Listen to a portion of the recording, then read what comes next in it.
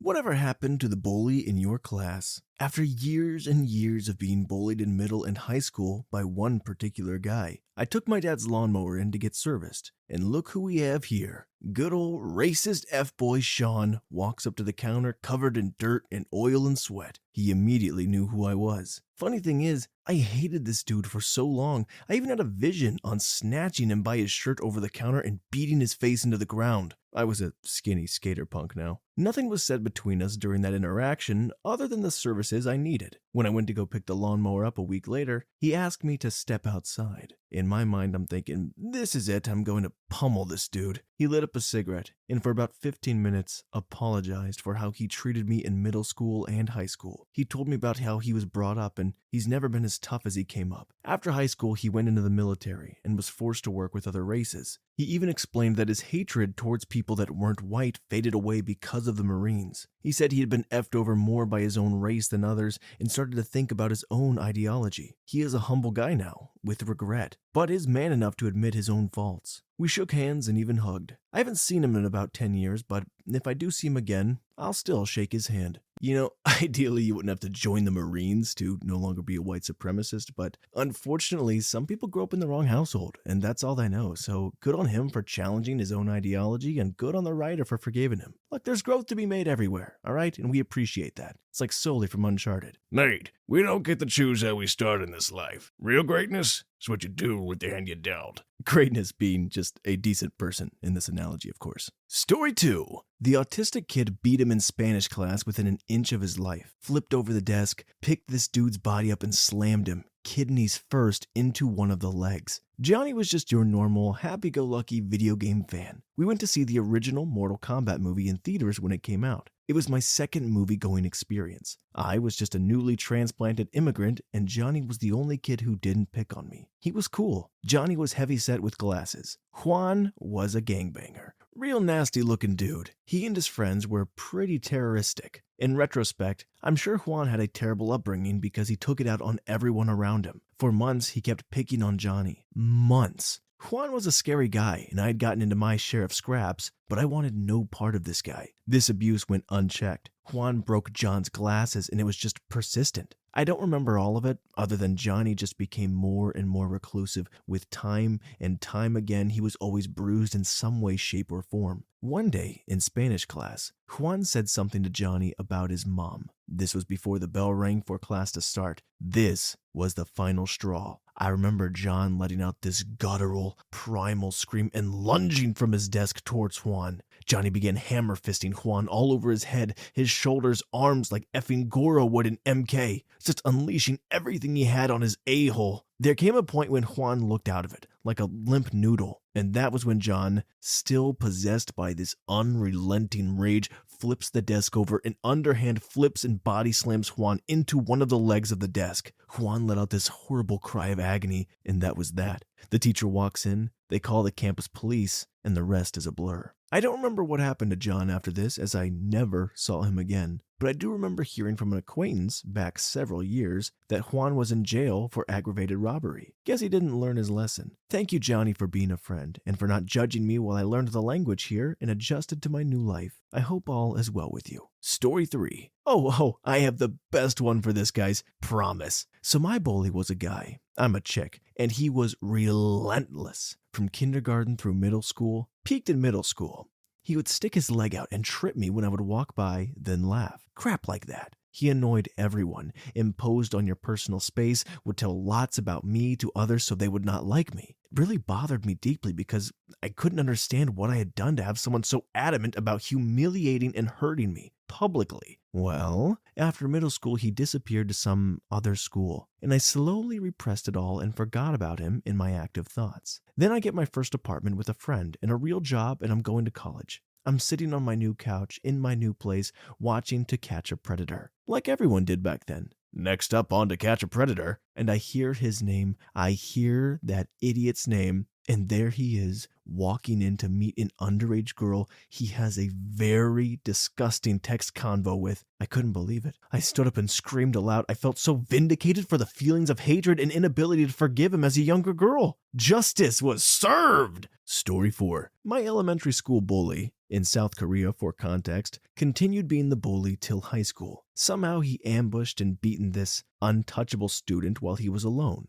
It turned out that untouchable student was a Korean Mafia son. Bunch of black cars park up at his apartment. Burly guys armed with metal pipes and bats would constantly waltz around the neighborhood and make the bully's family life a living hell. Apartment neighbors got fed up being terrified with the Mafia at their neighborhood. Cops will not show up until the Mafia dispersed, to the point where they pressured the bully's family to move out at once. Never heard what happened after they moved. Not entirely sure why the bully did that. Maybe due to his pride, maybe a proof he is the boss, or old Korean term for student who is the toughest and strongest brawler who'd constantly challenge or be challenged by other classes and or other schools. Story 5. Mine always bullied everyone who wasn't a football player, jock, or cowboy. He honed in on me because I was a nerd and more feminine. Turns out he had a major regret about everything. And at his last class reunion, he was 2 years ahead of me, he tried apologizing to people, and a lot of people wouldn't forgive him for what he did. A lot of it was borderline charges, should have been filed type stuff. He made a couple kids wanted to self-unalive. Well, after a lot of people wouldn't take his apology, I guess he went into a major depression and ended up ending himself and left a letter stating that he hated who he was and how he treated people and the pain he inflicted on everyone, and that he couldn't live with himself anymore. The really sad thing is I did run into him not too long before this, and he apologized to me, which I'm surprised he recognized me because I am female presenting now, and I accepted it. I told him I didn't hold anything against him. He really seemed sincere and that he changed.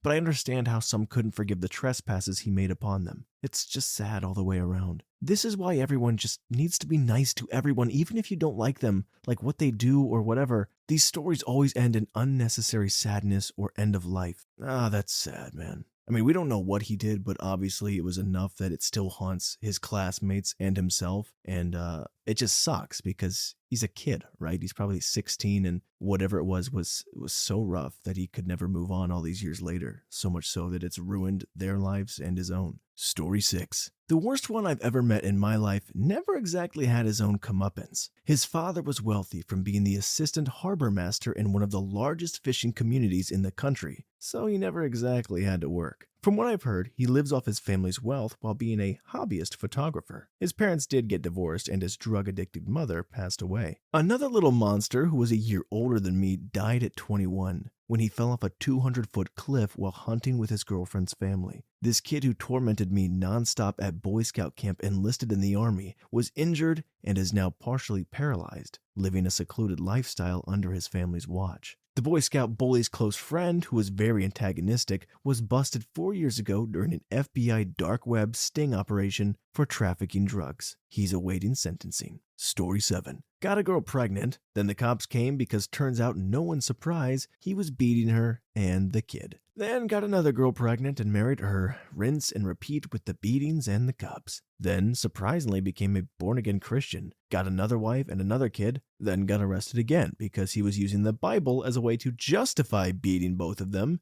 Kid ended up within an inch of his life. Honestly, his social media rants were pretty entertaining during this time. Multiple Bible verses about how it's his right to kill his spouse and child, and no one should interfere with it because Invisible Sky Daddy agrees with him. Something, women and children are property and not people, so the police shouldn't have gotten involved because hitting women and children is like hitting a TV or a toaster. And you'll never guess what happened after he got out. He dropped the whole born-again Christian thing. But everything else is the same. Yet another woman who can change him by giving him a kid, and yet another arrest after he beat them. Story 8. This was in mid-2000s. He beat the crap out of me in middle school. Military boot to the face, breaking my nose, forcing me to have emergency surgery. My dad sued the kid on criminal charges, his parents on hospital bills, responsibility, and the school on a child endangering basis. We got really good deals. 1, the kid was expelled from the state school system and spent time in juvie. He never got back to school. 2, parents had to pay for my plastic surgery bill, plus other monetary charges. They had to sell their house shortly afterwards. 3, school was forced to pay my family for their lack of security, and the school district immediately performed an investigation,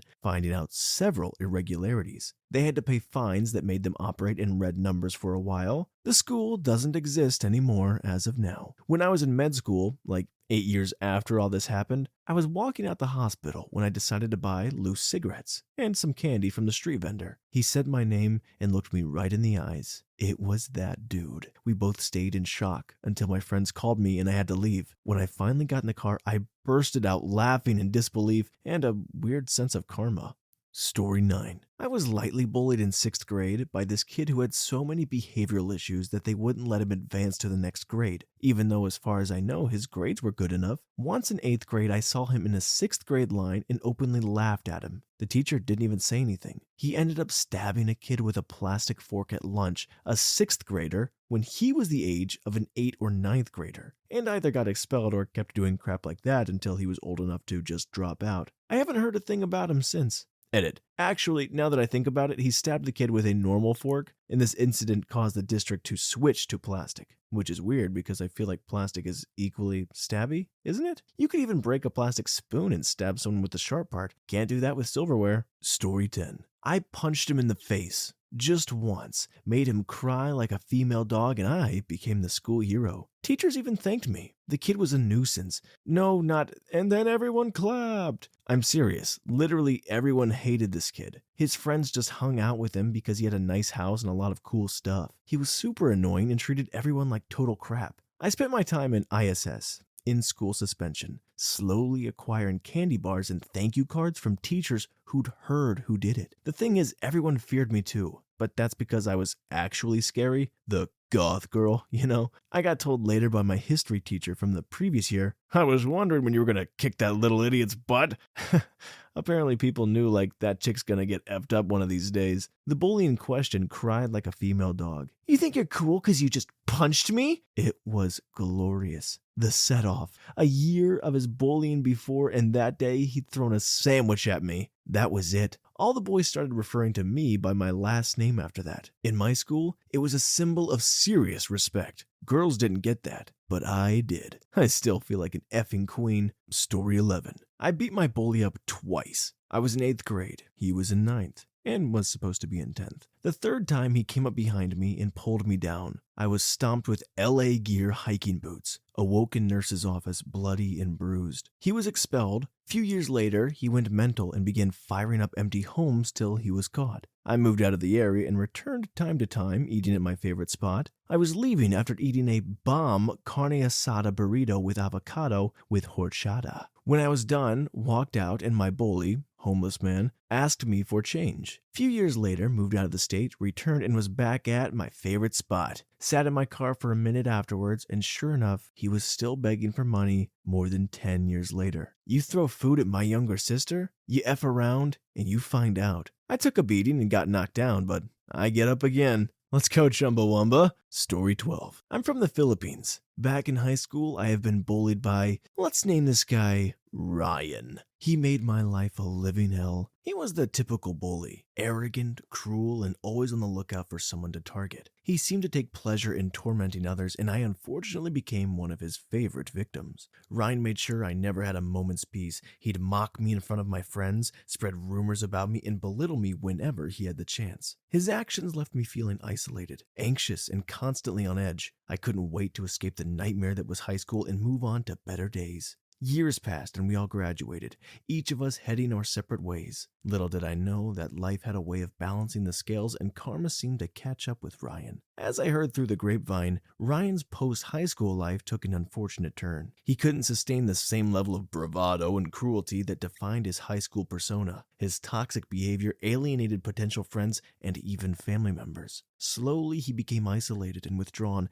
a stark contrast to the confident bully he once was. Ryan struggled to find stable employment due to his volatile attitude and lack of respect for authority figures. His confrontational demeanor led to numerous conflicts at work, ultimately costing him job after job. He burned bridges with former classmates who might have extended a helping hand, leaving him with few allies in the adult world. In his personal life, he couldn't maintain any meaningful relationships. His aggressive tendencies pushed people away, leaving him feeling lonelier than ever. Even those who followed him like sheep began to see through his facade and distance themselves. As time went on, Ryan's health declined as well. His reckless lifestyle and lack of self-care caught up with him, leading to various health issues. His health struggles only exacerbated his negative outlook on life, further isolating him from the world around him. When I reflect on Ryan's miserable life now, part of me can't help but feel a hint of sympathy. I don't condone his past actions, but I realize that a person who once reveled in hurting others must be carrying a tremendous burden of internal pain and self-loathing. I sincerely hope that one day Ryan finds a path to redemption and makes amends for the harm he caused. It's never too late to change, and I believe that everyone deserves a chance at growth and healing.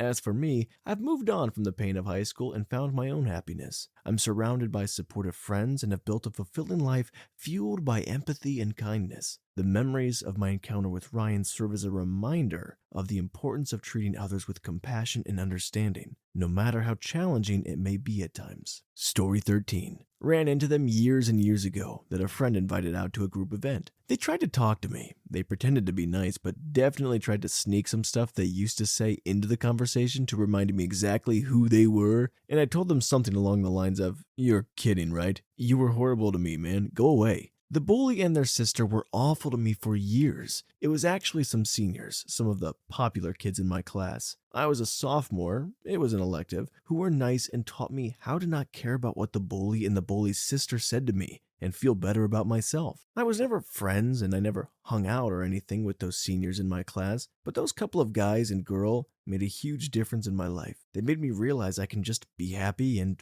be me. They probably thought nothing of it, but if I happened to ever see them again, I'd shake their hands and thank them. Oddly enough, just talking to me and explaining how to ignore my bullies was such a heartfelt and wonderful thing to do. Story 14. I was bullied pretty much every year from age 8 to 15, and most of my bullies amounted to absolutely nothing. So I'll focus on the last guy who systematically picked on me. This kid had a massive drug problem at 16, was extremely problematic in and out of school, and surrounded himself with enablers. His dad, incidentally a teacher in our school, which as you can imagine didn't help my case at all, ended up doing some time for marital abuse. So yeah, not the best environment. To be completely clear, I'm not excusing him, and I definitely know some bullies are just plain evil, but context matters. The summer after the school year, he made my life miserable, came and went. I was dreading going back to school to have this way bigger and older dude come up with new ways to make me suffer. What I found was a pretty calm, well-mannered, and academically focused version of that same dude. Apparently, he had decided to get clean during the summer and was definitely doing better. Still, he didn't really address me that much, which was a welcome surprise to me. That was until one day, completely out of the blue, he stood up during class,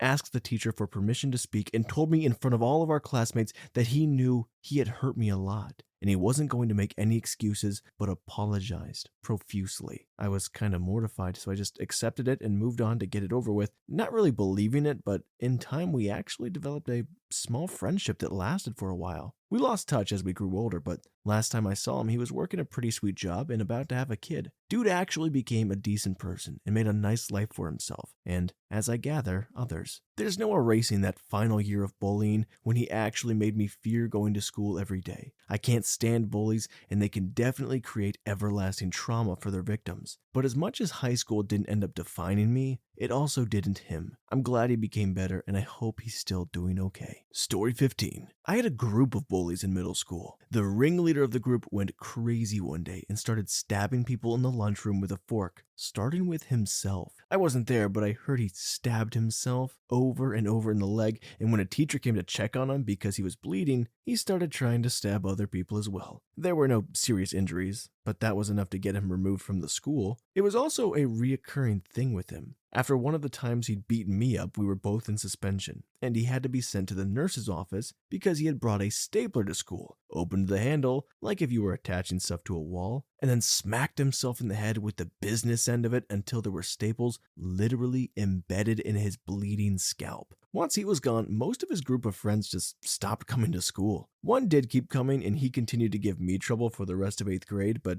he either dropped out or changed schools after that, so I never saw him again. Whoa, that guy has got something else going on.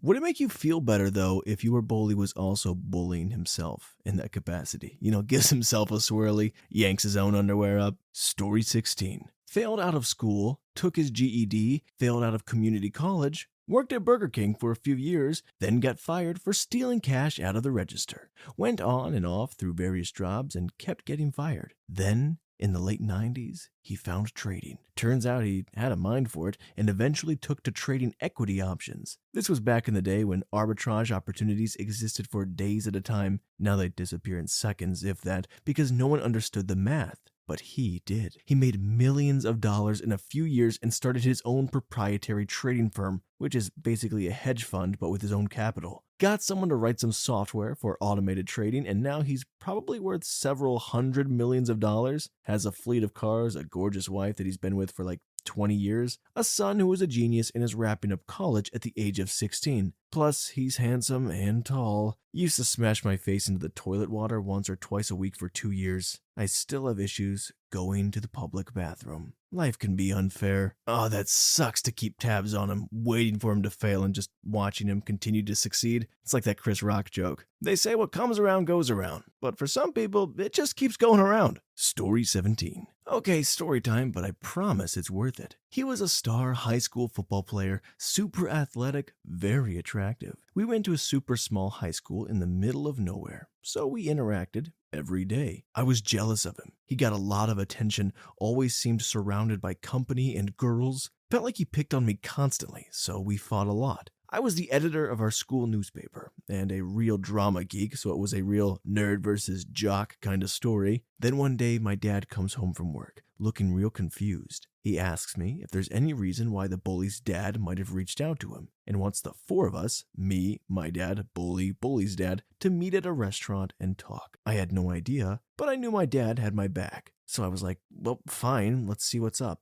We go out to dinner that same day, change all of our family plans. I see Bully and his dad at the table of the Chili's, and Bully is crying. So, turns out he actually felt like it was me who was the bully. He brought up like 10 distinct examples of times when I had ridiculed, belittled, or straight up bullied him. He said he felt like he didn't fit in, and it was partially my fault, that I had scarred him and made life miserable for him at school. I was blown away, but he wasn't faking it. He had legitimately started work on changing schools. A big part of it was that while he was chiseled and super handsome and athletic, he was a good deal shorter than me. I was 6'3" in high school, built like a scarecrow, just skin and bone. So even though he was much larger than me physically, he could have beat me up with one hand easy, he didn't like it when I would call him sport or lil fella. He was going through a lot, including some serious abuse he had suffered from one of the coaches, which his dad should not have shared with me, and his dad made this earnest plea to me and my dad, would I please lay off him? I genuinely felt bad, but I had all the same perceptions about him. But as we talked for like 3 hours, I realized that my defensive war had crossed the borders back into Germany, so to speak. So to answer your question, I have a wife and a son living my best life as a writer in Michigan. I was the bully. Story 18. This one kid, Kyle, was the biggest kid in our school year. He would be the class clown and would harass other students. Always obnoxiously whistling, disrupting classes, teasing other kids, etc. Just jerkhead behavior. I got into a few verbal altercations with this kid, plus a literal fight where we slammed each other back against the blackboard in math class. I bumped into him around 3 years after high school had finished. I was hanging out with my high school best friend at the pub. We were both chefs. He goes on to tell us he feels bad about being a jerkhead in school, and that he literally has no friends or connections from high school. He had a kid with a missus and was working in construction as a laborer. He goes on to compliment how we maintained a good friendship and was really curious about what we were doing after high school. I personally believe he had a rough family and he only hung around other a-holes in school. I guess they would always try to out-a-hole each other. I think he went into the workforce and the same jerkhead attitude and got a reality check after school. I wanted to tell him to F off at the time, but then felt bad for the loser after he told his sad story. Me and my mate cheers to the fact we weren't a-holes during school and that he deserved to feel bad. Story 19. This dude absolutely terrorized me for the most of elementary and middle school, shoving me into lockers, beating me up on the playground, calling me names, classic bully stuff. I also wasn't the only victim, but definitely his biggest. He chilled out a bit in high school, started smoking, and developed a small friend group. There was a little bit of crossover between his group and my group, so occasionally we'd be forced to hang out. This continued after high school as well. Tensions weren't as high anymore, so there wasn't animosity, but definitely a level of discomfort from the both of us. One night, a group of us were drinking and playing video games at my crib. At this point, we were fairly friendly with each other, but had still never discussed the elephant in the room. So he and I go out for a smoke, and he just starts profusely apologizing for how he treated me when we were younger. He explained that he was jealous of me because he could see how much my parents loved me and the good relationship I had with them. He would go home to his drunk stepdad who beat the crap out of him, then come to school and take that anger out on me. He was a kid and acted out in the only way he knew how to, so I didn't hold it against him. This was about 5 or 6 years ago. This last year, he drove cross country with me to help me move into an apartment 20 hours from where we grew up. And he's the only one of my friends who has visited me since I moved here. Yeah, he's still an a-hole, but he's my a-hole. I think that's the problem with all these high school bullies is it sucks, you know? Because 9 times out of 10, these kids are coming from a dark place, and that's the reason they act out. So you want to have this empathy for them, but it also doesn't negate the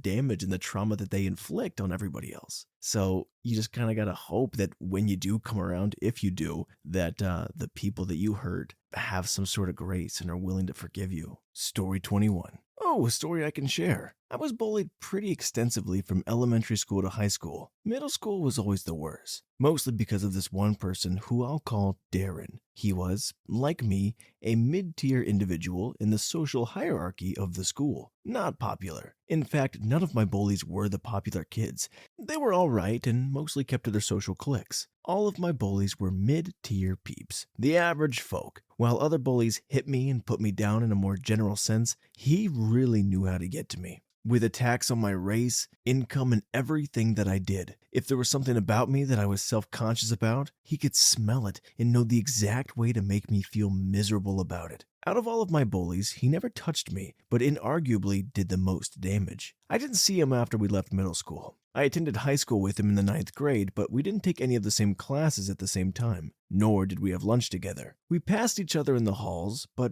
I was just no longer on his radar. This was a gifted college prep AP school, and I eventually became part of the Burnt Out Gifted Kid Club, which I know now was a result of my undiagnosed ADHD. At the age of 24, I began going to counseling. Part of me wanted closure over everything that happened. Other bullies from that period ran into me randomly in the world and apologized, or at least made an attempt. I found him on Facebook, and I sent him a message and a friend request that said, "Hello." His response was to go, "Who are you?" And when I explained who I was and briefly explained that he bullied me in middle school, he replied with, "I'm sorry to hear that," which, after all of that, he was still a smug a-hole. I wrote it off and commended myself on the attempt and realized that some situations I just won't get closure over. Fast forward to 2021. I was now 36. I was talking to my girlfriend's daughter about laughing so hard that stuff came out of my nose, and I was reminded of a day where he emotionally tortured me about it until I lashed out. And of course, I was the one that got in trouble. I decided to Google him, which I do with a lot of people in my list who I haven't seen in a long time. What I found shocked me and left me with really complicated feelings. In 2019, he was arrested for having several dozen gigs of CP content.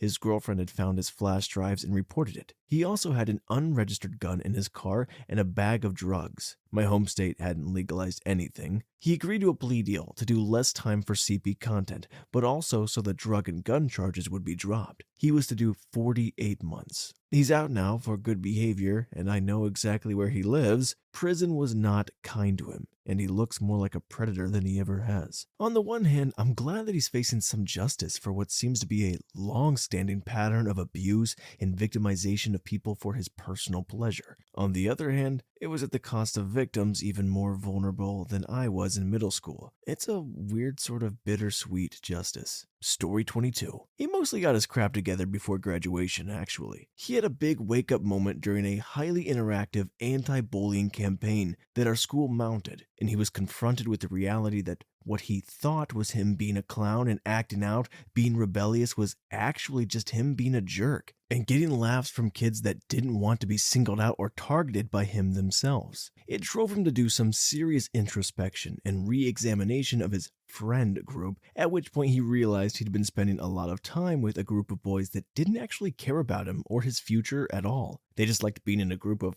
friends that normalized or validated their crappy behavior towards everyone else. He realized that a bunch of kids he legitimately liked and thought were cool viewed him as rude, mean, inconsiderate, and was horrified. He went around making direct apologies and encouraging people to call him out on things so that he could learn and do better. He was still a jerk in a lot of ways, but no more than most teenage boys can be jerks. Last I was aware of him, he was married and had a kid, was working an okay job, and went low contact with his abusive mom. All things considered, fairly ideal outcome. The bullying stopped while he was still young, he saw the error of his ways, made real effort to change, and came out an okay guy in the end. Story 23. He got big into drugs the summer after his senior year, and upon moving into his college town the week before classes began, he canceled out the finance track classes he intended to take. Instead, he switched up his schedule and went on to major in English and film studies. His father was a partner at the large accounting firm and told my parents, they were close friends with his parents, he and I were accepting of one another with the understanding if he bullied one of my friends,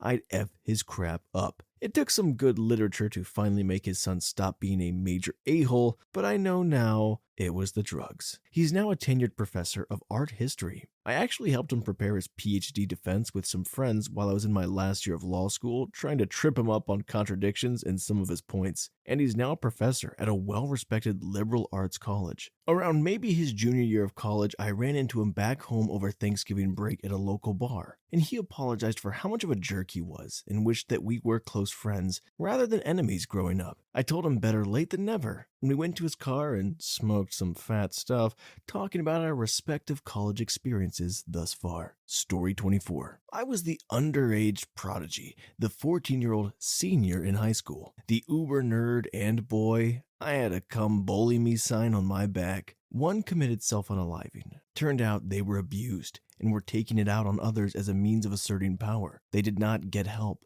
I wish I had seen it. All I could see was a person who smacked others around. One ended up becoming famous due to her marriage to old money and is celebrated as a style icon and all-around classy personality. Though I doubt she has changed as a human, but she probably has learned to manage her mean spirit beautifully. One worked very hard on changing herself and is an animal activist now. She is an inspiration at a human and social level and did not just grow up. She made things right, though she was not as bad as others. One is a politician, and a fantastic one. He may have terrorized middle school level peers, but he is the best of his set, and I'd vote consistently for him if I were a citizen of that country. Story 25. I recently heard that she, female 40, ran off with the guy she was having an affair with, male 27, and her 4 kids don't speak to her. Her grandmother and my grandmother are still really good friends. This girl was actually quite psychopathic looking back. She bullied 4 girls in my class so badly that they left the school because of her. I was bullied constantly by her up to 6th grade when I finally snapped and slapped her across the face in the middle of class. When she tried to report me, the teacher who had watched the whole thing said,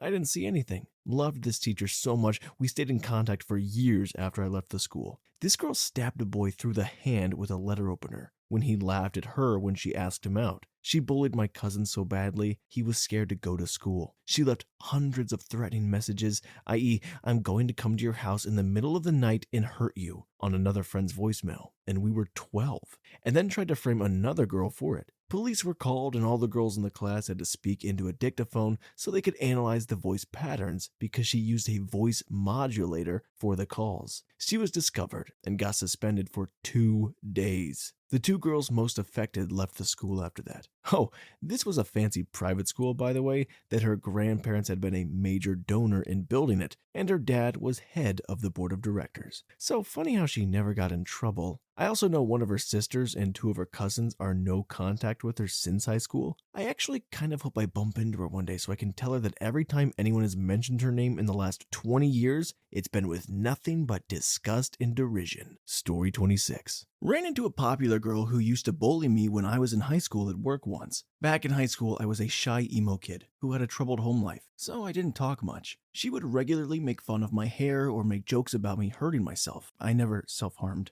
Anywho, I was a bartender for a while pre-pandemic, and after high school, I ended up playing in a few bands, got tattooed and a few nose piercings, grew out my hair, and started dressing well. She pops into my bar one night, a little chubbier but honestly still pretty, and I end up taking her order. While she sat in my section of the bar that night, a few of her friends from high school shortly joined her, and I ended up taking their orders too. One of her friends recognizes me and asks me if I am who she thinks I am. I answer yes, and former bully looks shocked. It clicks in her head who I am, and because she's had a few drinks, she starts going on about how hot I am now and says something along the lines of, "How the heck did you get so attractive? What the F?" I end up laughing and make some self-deprecating jokes. For the rest of the night, she ends up flirting with me and asking me all about my tattoos and what they mean. I get off work and she asks me to sit with her. So I do. When I let my hair down from the bun, I usually keep it in when I worked. Her and her friends go on and on about my hair and my appearance, and I just stay neutral. I ended up listening to talk about how she regrets being a jerk to me in high school, how bad she felt after I had to drop out.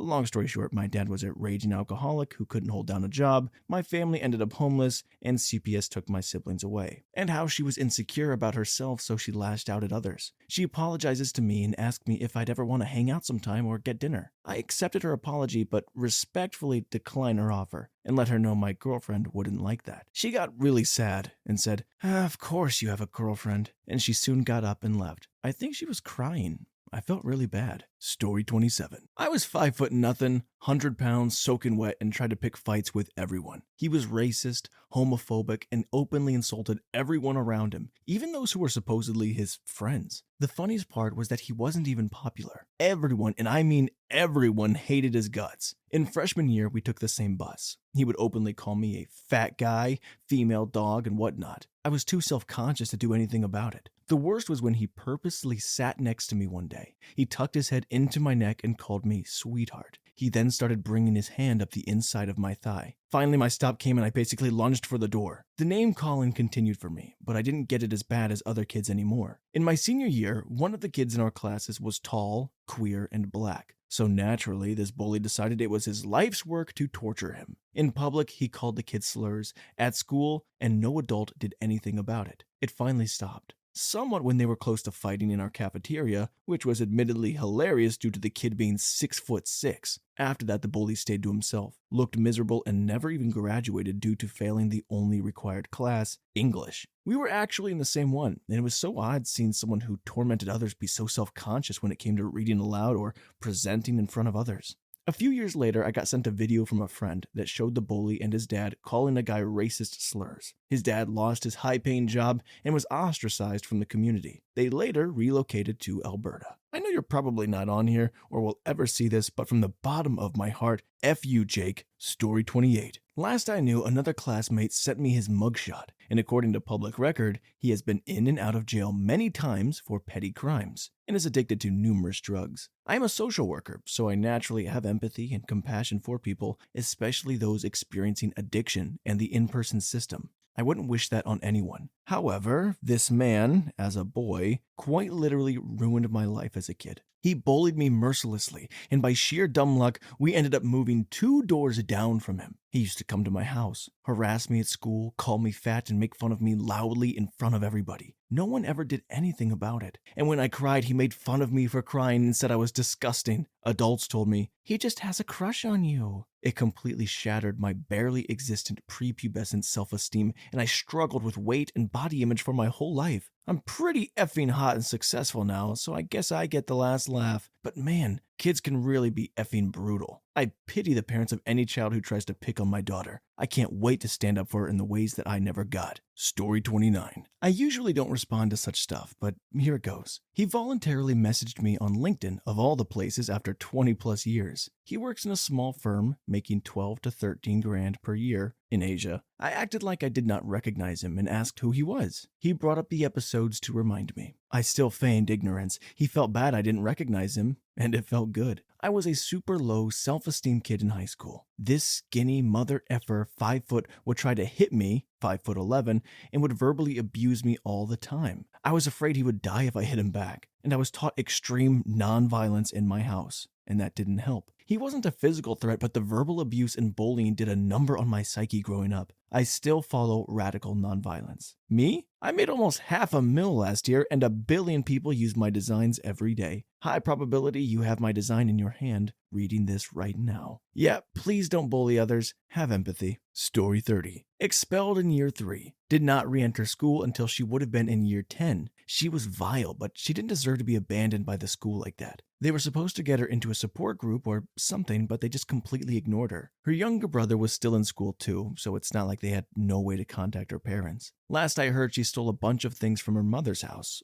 Lack of education meant she had no job, no way to pay for a flat or anything, and just took off one day. I've heard rumors she has a kid now, but I hope not. Her family wasn't very happy and she was violent. She never outgrew the violence. The other bully was less severe, but he lost all of his toadies a year or 2 before major exams. He ended up really applying himself and went into higher education. He stopped bullying, but was a pain in my butt since he'd ask any questions that came to mind related to the subject or not. Story 31. For background, we were great friends from 4th grade until junior year of high school. Then a switch flipped, and she turned into a totally different person. We were a trio, thick as thieves, and suddenly she was done with us. Still don't know what happened to her, but she became violent and slung insults like a monkey chucking crap. She started bullying everyone in the school, started drinking, doing drugs, starting fistfights, and being just a horrible person. My parents were friends with her parents, and the adults were just baffled by the change of us kids. By the time we graduated high school, everyone hated her. After we graduated, she worked a series of part-time jobs, all of which ended after she'd do something stupid such as pick a fight with a customer, mouth off to her boss, or steal something. She got blacklisted from all the businesses in our little town, so she moved in with her boyfriend in the next town over. She got pregnant, and her boyfriend bailed. Got boyfriend number 2, moved in with him,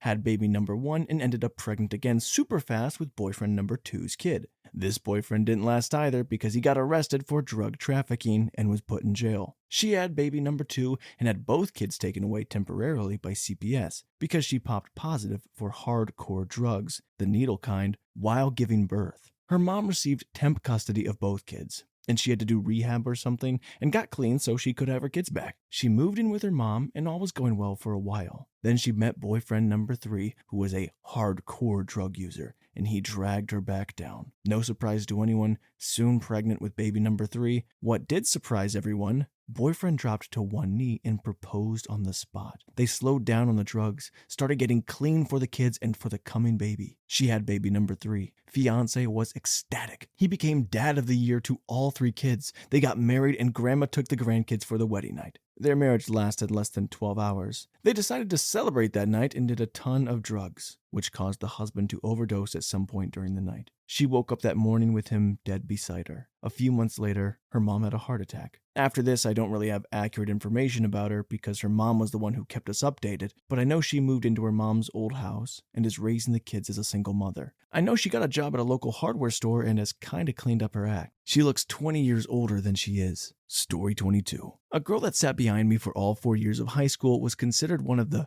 cool chicks. She was very pretty, came from a wealthy family, had the best clothes and a nice car. I was a stoner girl who dressed like a hippie. My family was very poor, and this was 76 to 1980. She would talk to me but was extremely condescending and mean to me, especially if there was an audience. She was a brat that had always got her way. She would pick on a lot of people. She was an actual mean girl and had her little gang of friends that fawned all over her. She was rotten to me. Fast forward 20 years, I'm married. Have a beautiful home and 3 children. At that point in my life, I was very fortunate to be a stay-at-home mom and was very active, volunteering in my children's activities and sports. One year, we had a new girl join our team. This little one was a foster child. I'll call her Maria, not her real name, living with a family I knew in town. She was shy and sweet, but had a sadness to her. I can't explain it, and it made me, and a lot of her teammates, feel a little protective of her. Maria would talk about her bio mother a lot, saying her mommy was really busy all the time so she can't come to the games. Maria would say she was waiting for her mommy to fix their new house so they could live together. At one of our last games of the season, Maria's mommy did show up. It was my old high school mean girl. It took me a few minutes, but mean girl recognized me and proceeded to act like we were long-lost friends. It was awkward. She was loud, behaved inappropriately, and looked like she'd been drinking and drugging for the last 20 years. My heart broke for Maria. Her mommy was really busy, but it wasn't from fixing a new home for them. Maria didn't return to the team the following season. I heard through the grapevine that her bio mom cleaned up just enough to regain custody and promptly moved out of state. I never saw Maria again, and I often wonder about her. I hope you're okay, little Maria. Story 33. He picked on me from kindergarten through 5th. I kicked his butt in 6th grade, 7th, and 9th, and I tried my best to help him not be a jerk anymore. I always felt bad for him. Even when he was my bully, nobody liked him and his home life sucked. My friend group always tried to let him in, he always went too far and then was shunned away. We both joined the JROTC, and I eventually became his commanding officer and captain of the drill team that I picked him to be on. I truly thought I set him on the straight and narrow. He was becoming a better person, and I was genuinely proud of him come graduation. He was going to enlist. I helped him study, and he did well on the ASFAB. I moved away from my hometown the day after graduation. I called to check in on him months later, and nobody knew where he was. I eventually found out he ended up getting mixed into drugs and street life. He sold to an undercover cop and went to prison, lather, rinse, repeat. I hear he's out now and is working as a window washer for skyscrapers, so I hope he's making good money. I hope that he got the help he needed in person. We're in our early 40s now, and it would be tragic if it's all going in his arm again after all these years. Story 34. Dead. I had a bully in elementary school, 4 of them. Never physical, but they kept trying to get a rise out of me because I am deaf. Naturally, yelling insults behind my back isn't going to work, but what can one do about bullies with IQ of rocks? They just disappeared about halfway through 5th grade. A few years later, I saw their names in the newspaper. 2 of them were set to be replaced from juvie, and head bully was to remain. They stole their parents' cars, plural, cars, and caused a mess which sent 2 people to the hospital and third one of their friend, to a funeral home. I did see 2 of them in high school, but they seemed quiet and shy and tried to avoid interacting with anyone. I guess the cronies are worthless without their leader. The leader one didn't get out until he was 21. He didn't last long, got in trouble again, and was killed by the police. I tried Googling for their name. All I got was a link to find a gravesite for 2 of them. No news article. I guess those from late 80s and early 90s aren't yet scanned in or behind an archival paywall. Story 35. A few years after high school, I saw him walking down the street with his arms spread wide, saying, beep, beep, beep. Figured he was on something. Either that or he really thought he was a robot or some crap. Cut to a few years later. I'm riding on the bus and I see him get on. He recognizes me, comes to sit down and chat. Buddy straight out says, sorry for the crap he put me through, and that he's genuinely happy to see that I'm doing well. That one simple gesture, of course, can't erase what he did back then, but I respect he's made an effort to better himself and take responsibility for hurting others. I don't know what he's up to now, but I hope he's doing well. He deserves it for turning things around. Edit. Well, crap, I just looked him up and the first hit on Google is his arrest in March after a drug bust. He was trafficking some hard stuff. I guess F him then, you know? I'm feeling pretty down that he's this effed up, not gonna lie. Always thought he got his crap sorted, but he's out here being part of the problem. Sorry, Reddit. I thought I had a heartwarming one, but I guess some people just can't change. Ah, that's tough. But what was the beeping for? Are they implying that was drug-related? Is that going over my head? I need answers. Story 36. In the 90s, everyone was a bully. I had kids that I was sort of friends with crap all over me sometimes for no reason. I got made fun of out by total dorks and losers, but never really anyone popular. At the same time, I know I was mean to kids too. I almost started a mini race war one time because a table of black kids at lunch were throwing crap at my table of friends. My friends were just taking it, but I decided to throw back at them, hitting one boy in the face, which evidently made him look bad with his friends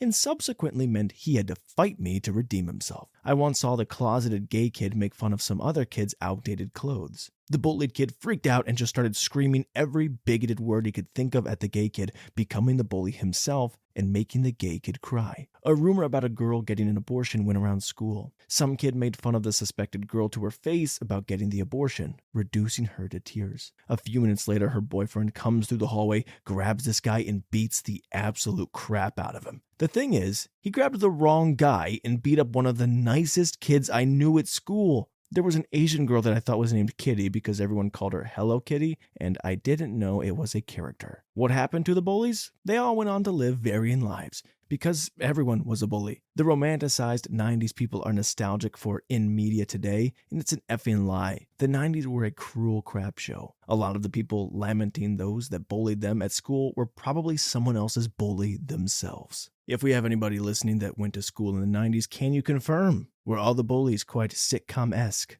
That sounds wild. Story 37. My bully came from a prominent family in our relatively small town. He was certainly the cool kid amongst his peers. He was 2 years ahead of me. I was a skater punk kid, rockin', and he just loved picking on any of us. Anywho, he assaulted me on the last day of school, after school. He was drunk, riding around in the back of his buddy's pickup, found me and one of my friends, broke my nose in 2 places requiring surgery. Following day, he was arrested. The cops came to interview me. When we said his name, they both rolled their eyes. Oh yeah, we know him. They waited till 2 a.m., went in, lights and sirens, woke up their whole neighborhood, took him out in handcuffs in his sweatpants, so a little bit of karma there. So a few nuggets. It turned out that he was pretty drunk because he was a senior but was not graduating. The following year, he was no longer driving his nice shiny Toyota truck, but a piece of crap old Dodge Dart. We sued and won a good chunk of money. Last I ever heard or saw of him, he was working for some small crappy pest control company. I'm sure a far cry from what his well-to-do, prominent in the community parents had hoped. Story 38. I was rude and disrespectful to a kid who moved into the neighborhood. At that time, I had the average American sentiment about Muslims. He lived near me and another kid who I was friends with whose family was full-on racist, at dinner, talk and chat type thing. This is important to note because it was mostly a Hispanic school, and me and this white kid were very close because of this. I think his parents kind of pushed our relationship to become closer because of their beliefs. Anyway, one day I had dinner at my Muslim friend's house. Amazing food I've never tried, but admittedly was disgusted by it at first. His mother noticed I didn't like the food and slowly introduced me to all the amazing Afghan dishes while mixing it with stuff she knew I would like. She wouldn't allow me to leave without a full stomach, which was a bit hard because her son was significantly larger than me, so I would eat until almost puking. After that day, we were on the school bus, and all 3 of us were basically the last people on the ride. We lived relatively far from school. The white kid said something, I can't remember exactly what he said, but I snapped and I attacked him. It went by like a blur, but I remember walking a very far walk with my best friend after the confrontation. He is still my best friend. Our families are incredibly close despite moving cities. His older brother actually lived with my family for about a year doing an internship my father had found for him. The white kid definitely changed after he moved out. His older brother is an incel and he's a YouTuber? Ugh. Not sure if he's making anything on it, but it seems like he's changed and his current roommate is black. Would love to catch up with him and talk about this period. Story 39. Mine took place over the course of 10 to 15 years-ish. A bully who picked on our group disappeared for a few years after we graduated. He was someone who had you fight him at arranged times, and escaping an arranged fight was no joke. My group had 5 of us who got bullied by him. Linebacker who lifted massive weights. After we all graduated, my group stayed together. We all managed to get decent jobs, mechanics, IT, electricians, etc. One day we were driving back from the bar. I was the DD. When we noticed a commotion was going on over one of the bridges as we were passing by. We noticed it was the bully getting ready to jump off, and people were trying to coax him off. One of my buddies got really upset, and as we were passing by, rolls down his window and screamed, "Do a flip!" After realizing what he yelled, I picked up the speed and got us home. Years by, and the 3 of us went off and had families. John's family, not real name, just sent his daughter off for the first day of her 5th grade year. Imagine his shock when his daughter called him crying from the principal's office. Her hair had been cut all over and in a complete mess. Guess you can tell whose child it was. It was our old bully's daughter. John wanted to speak with the bully, who we'll call Zach. Zach never made a reply or attempted to apologize to John. John got furious, so he called all of us. As we all arrived, we were looking for John. John had found out where Zach lived and he wanted to talk to him one-on-one before anything happened. After his wife told us, we arrived at a bruised John standing over Zach. Zach's wife, who we later found out was only his girlfriend, and his daughter screaming bloody murder. The cops arrived, but John's dash cam had shown John was the one attacked first, and in self-defense had beaten up Zach. The judge gave Zach a hard time. After that, his home was for sale, and we have no idea where he or his family went. Story 40. You guys had just one? I have a whole group of girls that bullied me until I dropped out at 18. I use their initials to tell which one did what. Mind you, most still live in the same small town that we all lived in. K, my main bully. I think she's a sheep farmer now. She's gained a lot of weight, although she made fun of me for being fat when I weighed like 47 kilograms and was 4'11". C, she wasn't as bad as K and some of the others that I'll mention, but she was associated with them. She's currently a nursing student, and I think she is still with her high school sweetheart and has a dog together. Overall, I'm pretty happy for her. J, she was super nosy and stuck up, and I'm glad she looks worse now. I think she's also studying nursing, but she's also gotten fat too, and also uglier, seeing that her personality is also as ugly as her looks now.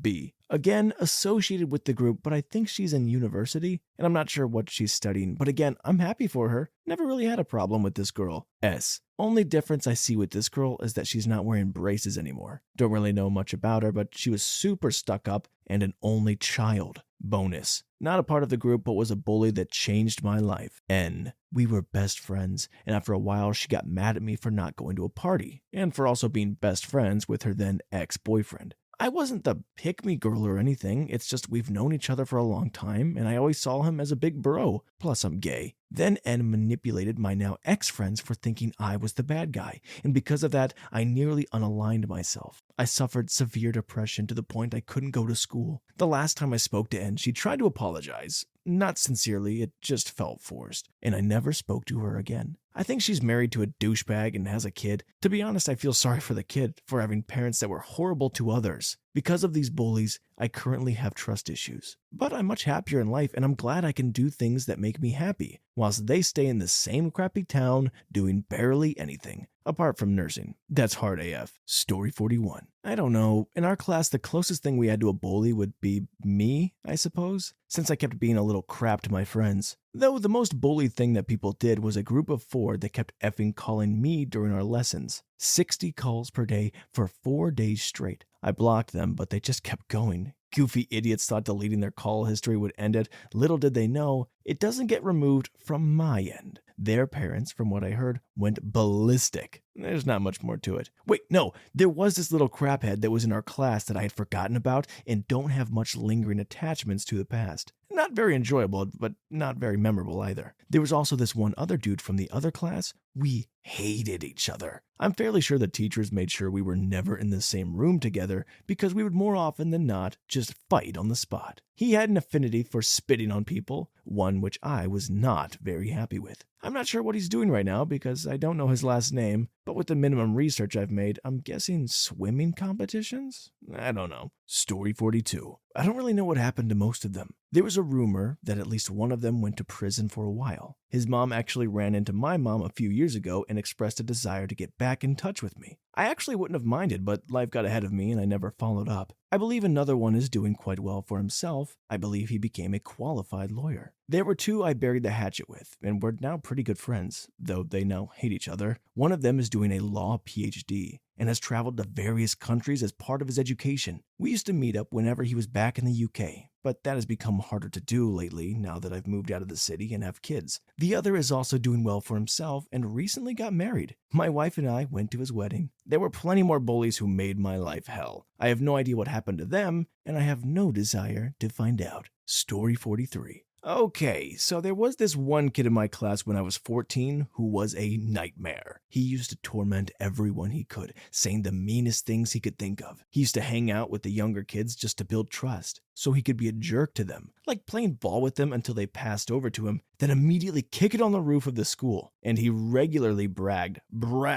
about sneaking in his sister's room at night, who was a year younger than him and went to private school, to check her out while she slept. I'm talking future sociopath, or worse, in the making. He ended up bullying this one kid for 3 years until that kid snapped and just absolutely beat the living crap out of him. And no one did a dang thing about it because after those 3 years, all the staff and teachers at our school watched him get picked on relentlessly and knew that the bully was a nightmare to everyone who'd hide behind a teacher if anything didn't go his way because he had good grades and looked like a normal kid. I watched him get wailed on for a solid 15 seconds of nothing but haymakers, and the bully had braces. so by the time it was over, there was a waterfall of blood pooling out of his mouth. It's insane to look back at now, thinking about how we were literally children. None of that should have been allowed to happen in the first place, and it really highlights how AFK the staff was. We didn't see him again after that for the rest of the school year. I think his parents pulled him out of school entirely. They were pretty rich, and last time I looked him up on Facebook, he still has a scar on his lower face, and he looks a heck of a lot less smug,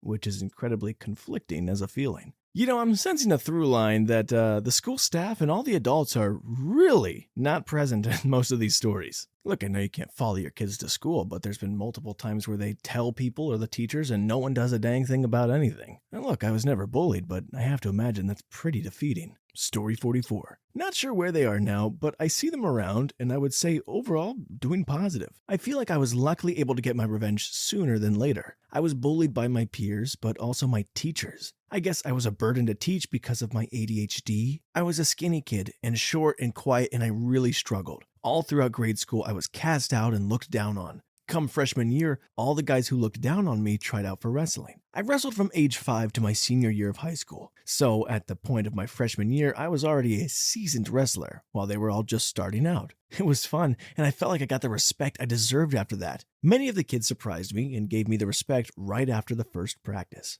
As for my teachers, I was told I wouldn't mount up to anything. I wasn't the best student and had a lot of struggles behind the scenes. A few years back, I saw the one who said that out and about. When I told her I was finishing my degree in electrical engineering, it looked like she crapped a brick. Honestly, I'm a bit surprised that my bullies that were peers were more mature than this lady was. She passive-aggressively ended the conversation, but yeah. Even years later, it surprised me that when I see those same people around, they're respectful and treat me like a person, and it feels good to know that they've grown and are doing well. Story 45. Not quite an answer to the question, but I ended up working with the mother of the high school bully during my gap year office job before college. This girl was an absolute vile Regina George type of character who was especially nasty to other girls. Her mom, on the other hand, was a very sweet and kind woman who clearly had no idea about her daughter's reputation. She told me that the family had moved around a lot, and that her children had never really got to settle in one place, which she said had made her daughter confident. That's one word for it. Anyway, one day this woman commented that I must be really hot wearing long-sleeve jumpers to work in the summer, and I explained I was quite insecure about my body hair, so I liked to cover up. She said, very empathetically, Bully's name is exactly the same, and it divulged that her daughter had laser hair removal on her arms and upper back when she was 15. I wanted to laugh in her face because it's that very daughter that had called me names and made me feel really embarrassed about my body hair. Gave me a really interesting perspective on these bully types though. Ultimately, I definitely forgive her and hope she's happy in her life now. Story 46. Freshman year, he bullied me over my haircut. Actually tried to come up behind nerdy me and cut my hair in the hallway of the school. I swatted the scissors away. By senior year, we were in the same group of friends, and I ended up renting a beach house together after graduation. He still had his bullying tendencies, once broke my car windshield by throwing a giant snowball at me as I drove past, but was less malicious towards me specifically, and just a general a-hole to anybody and everybody at times. He went to the same college as my lifelong best friend, so we still see him occasionally at college football games. We are all in our late 40s now. He always comes up to us and drunkenly tells us how awesome it is that we're still such close friends. It's really sweet how jealous he is of us, and also sad that I don't think he has any friends from high school that he's close with. He has honestly grown up a lot, but you can't just take back what a jerk you were to everyone for so long. I genuinely feel bad for him, because he was heavily bullied by his older brother, and probably his dad, and learned that behavior and projected it out into the world. As a popular football and baseball player, he probably thought that was expected of him, but I'm sure he would take some or all of it back now if he could. He's by no means perfect as an adult, but he's definitely not that same angry kid trying to impress everybody all the time anymore. Story 47. I was a very shy girl in school and didn't come out of my shell until high school. I had a boy a year older than me in middle school torment me on the bus. He spit in my hair, poured fake ink on me, threw my books out the window, constant nitpicking. I came home many days in tears. Fast forward to me at 21 years old at a bar. Best shape of my life, heels, mini dress, confident. Guess who I see come into the door? Yep. Still very attractive and arrogant. He apologized profusely and told me he was in love with me from the moment he saw me. I accepted his apology and let him buy me drinks all night. He offered to take me home, and I said yes. I had a twisted plan to blow his mind and never speak to him again. I was sick, I know. This man took off his pants and had the nerve to have the smallest chicken I've ever come into contact with. I told him I didn't feel good and got up and left. I know he knew it was the chicken, and it was kind of the best revenge. He made it so easy for me. Small boy, I laughed all the way home. Story 48. In kindergarten, I was the bully.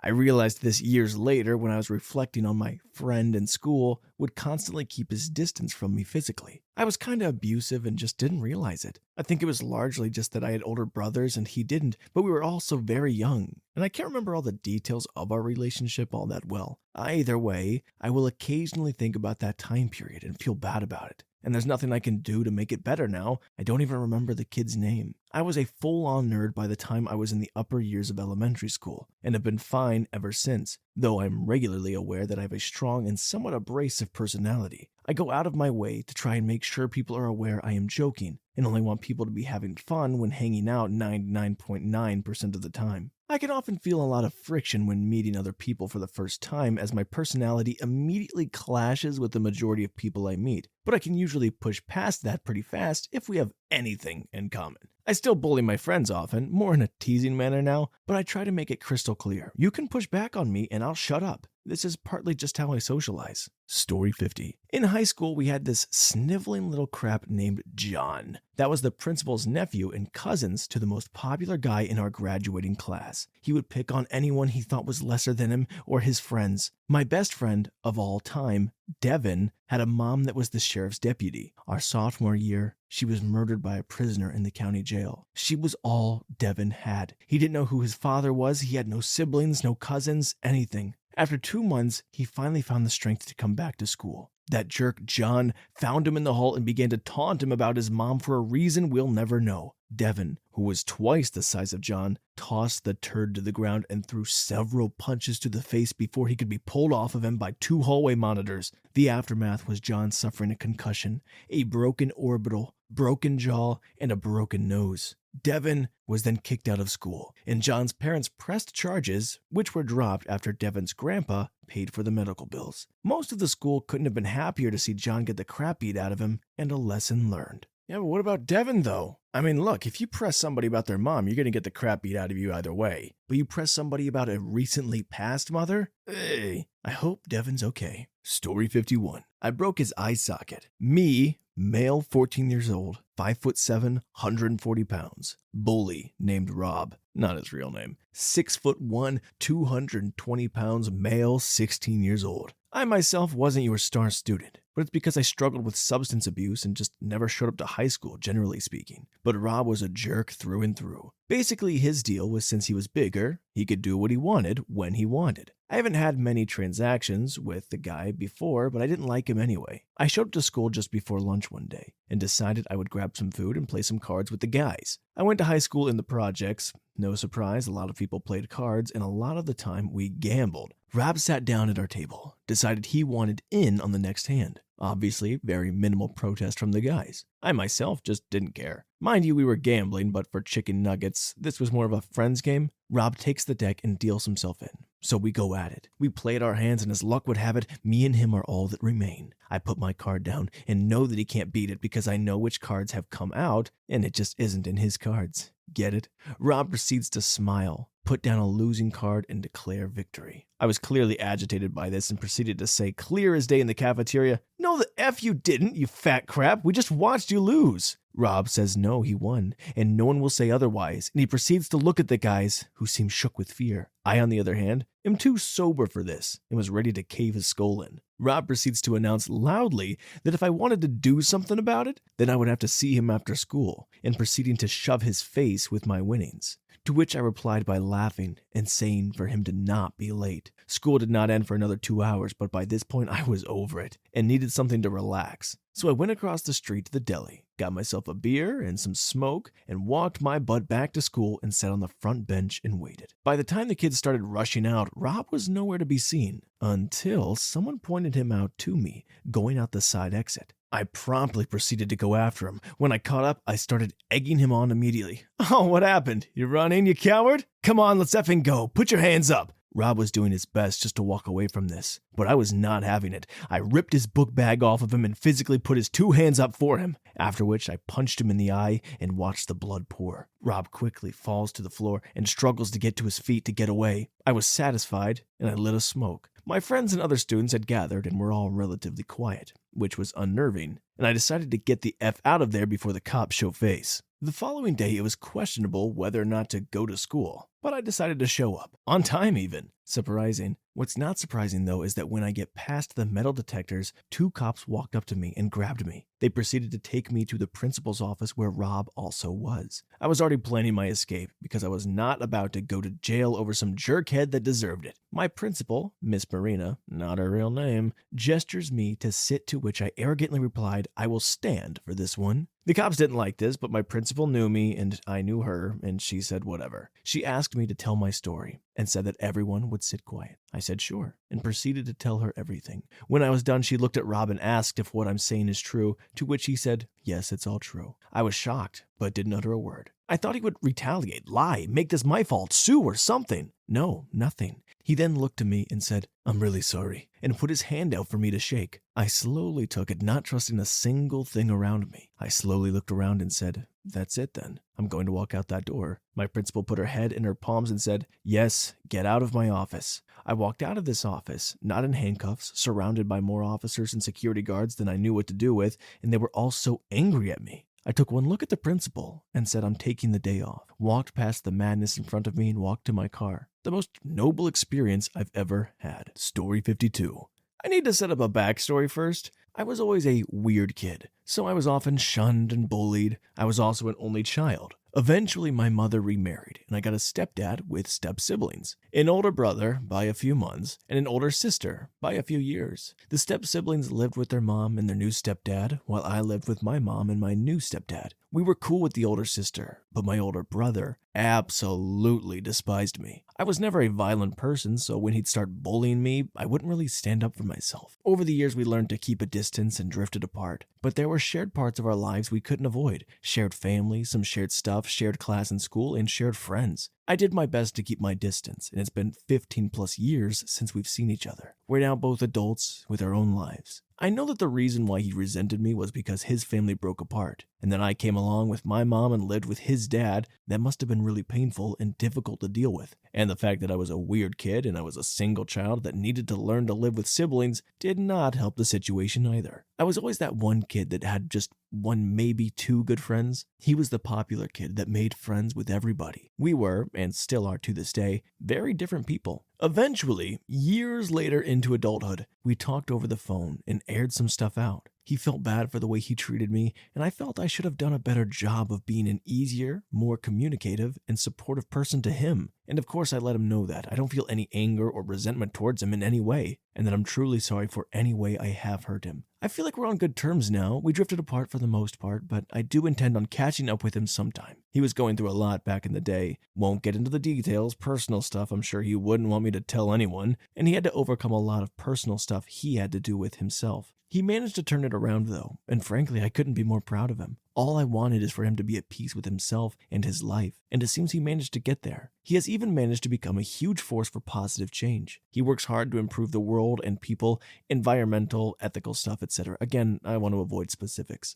It wasn't always bad when we were kids, though. I remember our dad got us a shared Christmas present in the form of a PS1. Since we lived separately, we had to share the PS1. 1 week at his place, 1 week at mine. We would alternate spending weekends at each other's places and would often fight over the PS1 until one day he got a PS2 and didn't care anymore, and then moved on from video games altogether. On the occasions when we didn't fight and were being insufferable a-holes to each other, we played on the PS1, either Tony Hawk Pro Skater 2 or X-Men Mutant Academy 2. This was one of the very rare times when I not only bonded with my stepbrother, but when I genuinely bonded and felt I connected with another person. Again, I was a weird person, so I struggled with connecting and socializing with people in general. And to this day, those were some of my most cherished childhood memories. A while ago, I found the PS1. It's old, dusty, and somewhat busted, but still works. I decided to fix it, restore it in one day to meet him and give it back to him as a gesture of closure. It was at my place for decades, it's only right he gets it now. Maybe he doesn't play video games anymore, perhaps he doesn't care anymore, but it's something that always meant a lot to me, and I want him to know that I will always cherish whatever little time we did spend as brothers. It's going to be a lot of work though. There's some enamel paint on it, and that is going to take forever to take off. The only PS1 controller that is left is busted, and that was my controller. I wonder if he still has his somewhere. The analog sticks are completely stripped from the rubber protective cover. It's a whole project to say the least that I have no experience in tackling, so it's quite scary because I really don't want to break anything. But to see his expression and hopefully joy when I show him our fixed up brand new PS1 and give it back to him, it'll definitely be worth it. Story 53. Boy, the last I had seen my bully at the end of high school, then like 8 years later, I was driving home from work. There's some windy back roads in our area and a lot of hills. There's one particular location where I need to head down a very long, very steep hill. And then at the bottom, the road makes a hard left. I need to turn right onto the side road, maybe 10 yards before that. I'm driving home. It's later in the day. I'm coming down this steep as all F hill and pushing the brakes hard because there's literally no other way to take this turn. As I'm slowing down and getting ready to swing into the side road, this crappy, awful 1990-something red, rusted-out Mustang comes absolutely blasting through the intersection. It was like time slowed down and everything moved in slow motion. This Mustang hooked hard left, heading the direction I was coming from. It skidded on the road, ended up sliding partially into the ditch, but recovered and burned rubber heading up the hill. With time slowed, I could see everything. The driver was my bully. Same chubby face, same crappy bowl cut. He was red in the face, screaming out the window, seemingly screaming his head off at me. There was a woman in the passenger seat, much younger than him, sobbing her eyes out. And then the moment ended. The car went careening and screaming up the hill I'd just come down, and I never saw him again. Man, I assume drugs. Lots and lots and lots of drugs.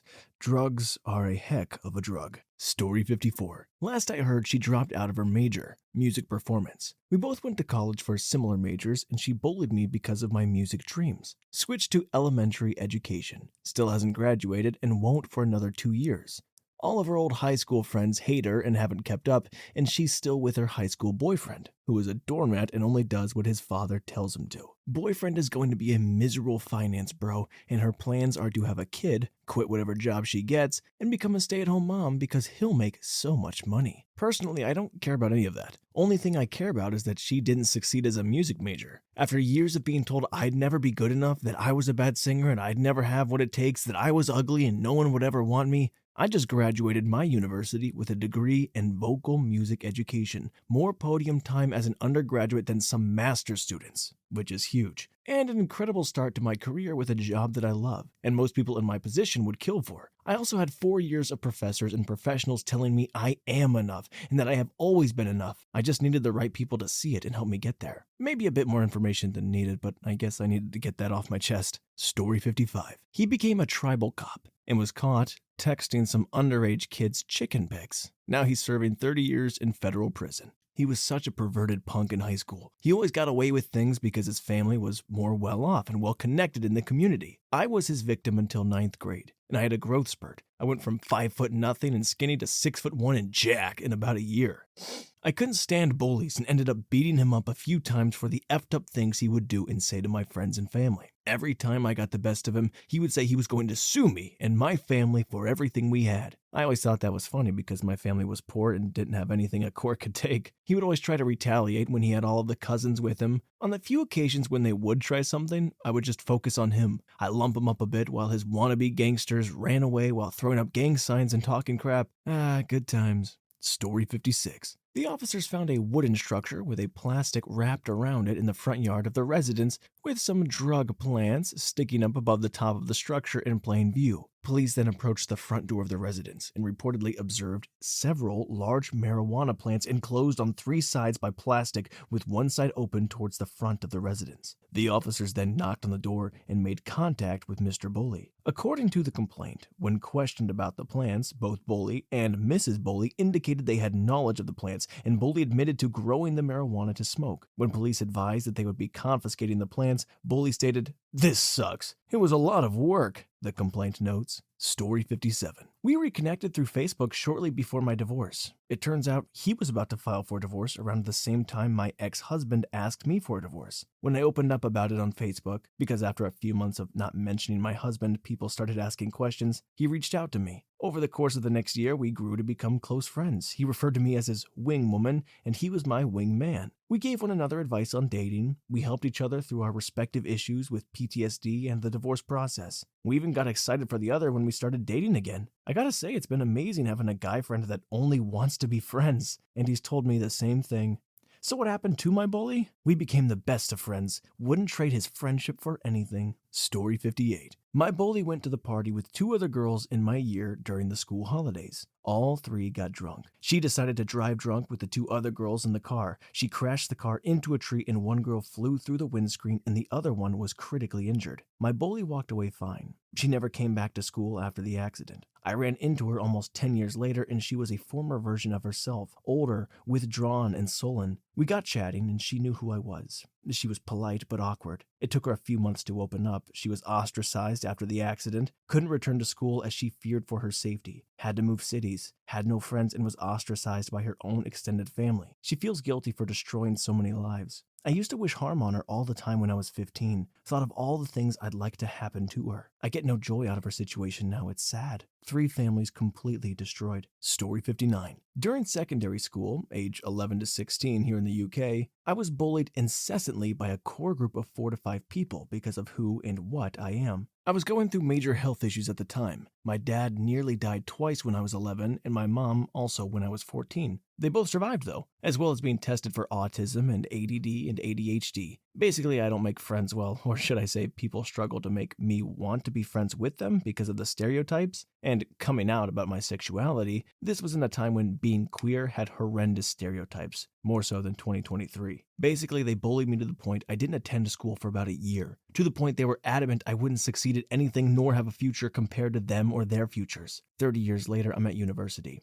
as a mature student, and soon-to-be published author, been on television and in the local newspapers a few times. I've met royalty twice from 2 different nations, UK and Belgium. Because of my medical rarity, one of under 100 in the whole UK, I have been asked to be living examples. I can't think of the correct term here, but basically someone who has a specific condition and is part of research for that condition and talks to specialist teams, doctors, nurses about life with whatever. I work part-time in a museum as a tour guide in a railway museum, talking about steam trains. I could spend 40 minutes talking about the Deltic DP1. I've survived several major surgeries, 4 so far, with another one due imminently, plus possibly another 2 major operations in the future, both transplant surgeries, liver and kidneys. What are they up to, you ask? One is married and has 2 kids. He was one of the lesser bullies and had matured into a decent guy nowadays. A second has spent years battling depression. While I'm supportive, especially when anyone is battling their MH, I'm more reluctant to be so supportive of those who have been so vindictive of my own struggles, like this guy. A third who claimed he was going to be a world-famous actor and performer and was inherently homophobic towards me, now claims unemployment benefits and has been unemployed for many years. And guess what? He's anti himself. He came out of the closet as gay in his early 20s. The other 2, I'm not sure what happened to them. I am ambivalent about what happened to them, but would never wish them any ill will. As somebody once stated,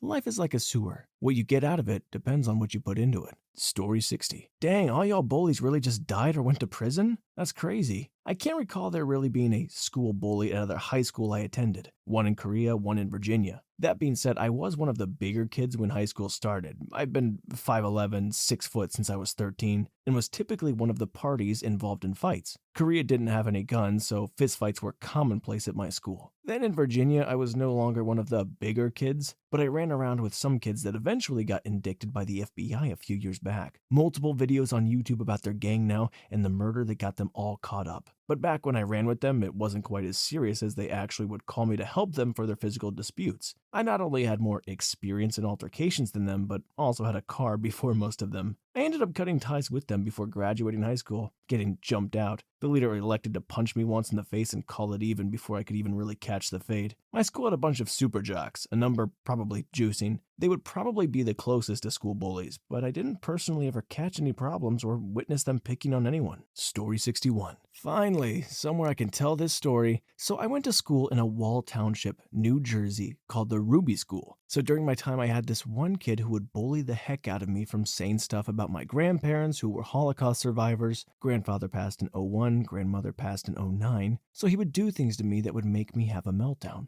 I was a crier as a kid and never fight. Well, I found out in 2011 at camp from a friend of mine there, he turned his life around and cleaned his life up. Well, I put the dots together and he ended up being my ex-manager at Hertz Rent-A-Car. I think he didn't remember me, just the way he talks and everything was clear it was him, I think.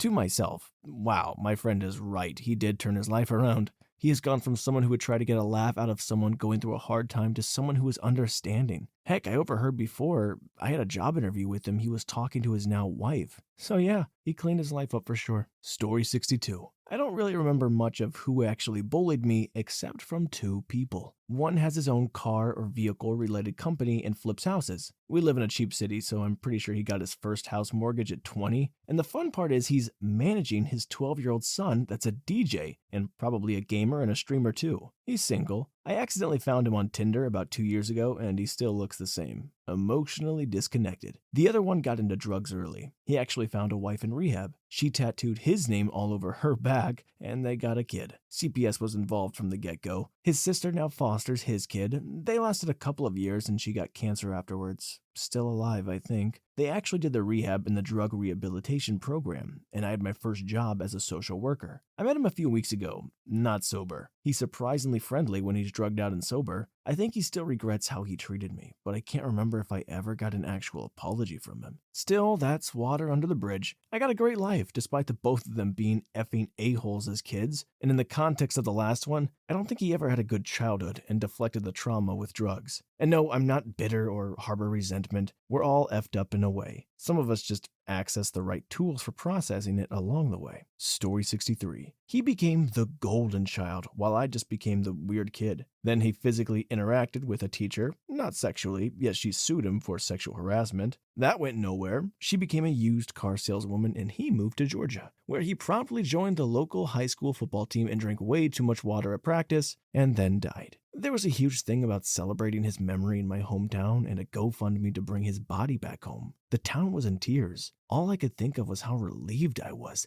This dude told me to shut up and get some cheeseburgers. In the middle of class, students laughed. The teacher didn't even do anything. Reporting it to my parents had the teacher out loud admit that she thinks I should stay after class to resolve the kinds of issues. So nothing was done. The kid mocked me. I kept a notebook of the bullying. They called it a hit list and I was threatened with police presence and time spent in jail.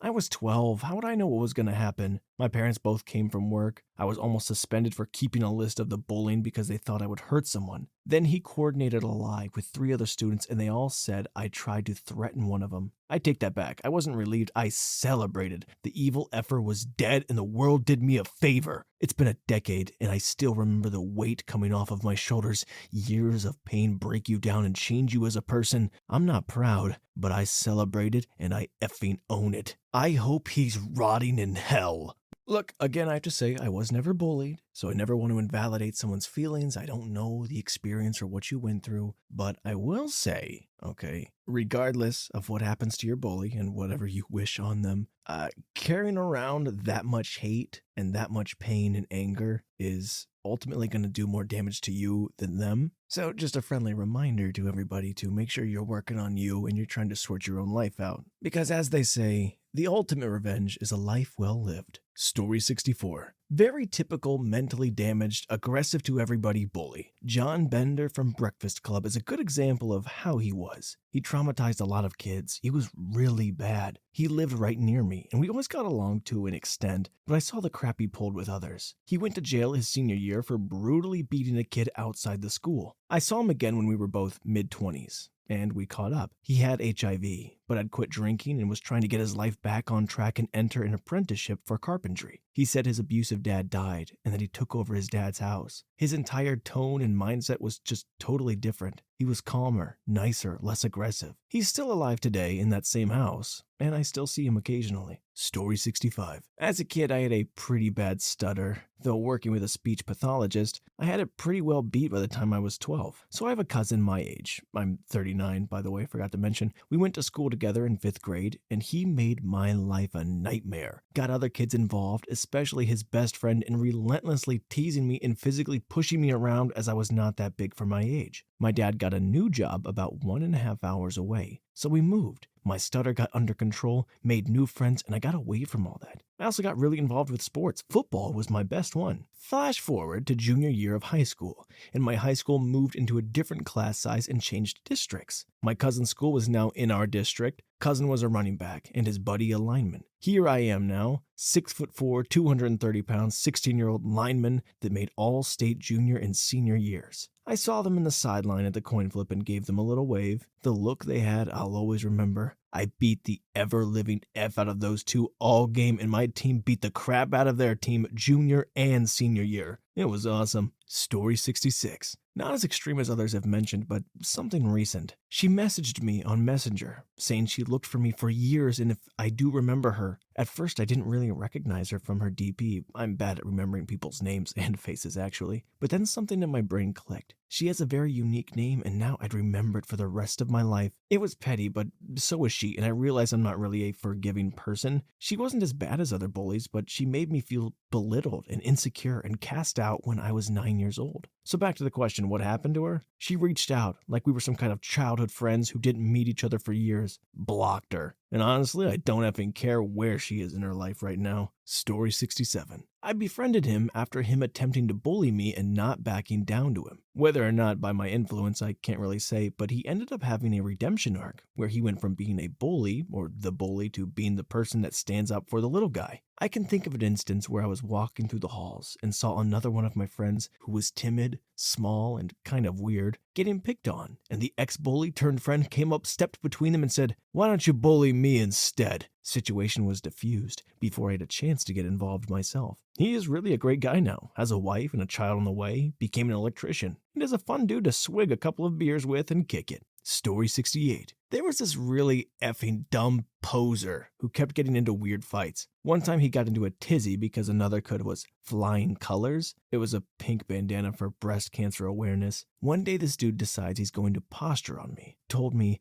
I'm not looking for a fight, and he gets up in my face. Smack! I opened the palm and smacked him in front of everybody in the cafeteria. This dude starts nervous, laughing, and yells out to everybody that I smacked him like a girl. I said, "No, I smacked you because you're a female dog, and you aren't going to do anything about it." He makes up some excuse like, "You're lucky I don't want to get into trouble," even though he was looking for a fight. The next period, dude is going on about how I slapped him and like it made him look bad, and you could hear his older cousin loud as heck, "And you let him do that?" He didn't act very tough on me after that. Fast forward years after grad, I'm hanging out at this parade with my, at the time, girlfriend, and he walks by mean mugging me. I mug him back, and he breaks sight, so I guess much hasn't changed for him. Story 69. There were a few during my school years. Most of them are married, have kids, established careers in different fields. One was even a doctor, used to live next door to my grandma and check on her from time to time. This surprised me when I found out because not only was he dumb as a brick to be a doctor, he used to spell Jesus with a G, among other terribly stupid things he'd do, he was also very selfish overall. Another one is an airline pilot, soon to be a dad, and was thrilled to hear the news about me when I met his mom by accident last year. After 20 years without contact, he seems to be a cool dude with a cool head now. The third one wasn't much of a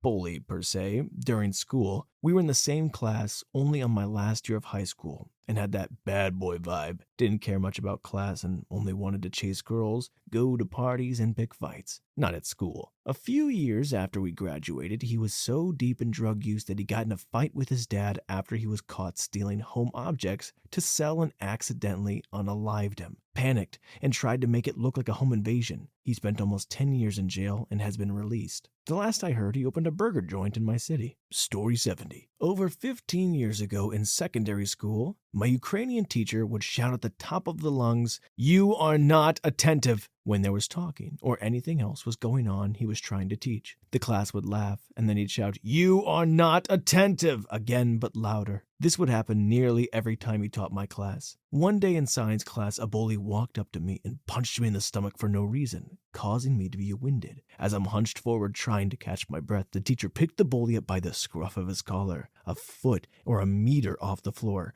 opens the door, drops him outside the classroom, and slams the door, which we all heard donk on his head. His parents got called in and had a meeting with the headmaster over the incident. The parents said their son probably deserved it, but the teacher was suspended for 2 weeks. Don't think he had to shout, "You are not attentive," much after that day. Story 71. College. Lived in a coop house where the treasurer, clean-cut, handsome, physically fit, somewhat aloof, but not overmuch so, and a resident, shy, very obviously on the spectrum, generally very nice, fought like crazy. The treasurer constantly berated the whole house, telling us to get our rent in on time, stop being slackers, and the house was at risk for foreclosure. The shy resident would accuse the treasurer of unclear misconduct, that he had all the money he needed. Place got so toxic, the resident lived on the ground floor west end of the house, got a restraining order against the treasurer, lived on the top flood east end of the house. When I left, the place was miserable. Got a note from a friend and different co-resident about a year later that the treasurer was a drug addict, had embezzled almost 10 grand from house finances for his addiction, and was facing jail time. Never did hear what became of the shy resident, but I hope he's doing okay. End of note. About 15 years later, I was on a camping trip with a few friends and friends of friends and some more friends,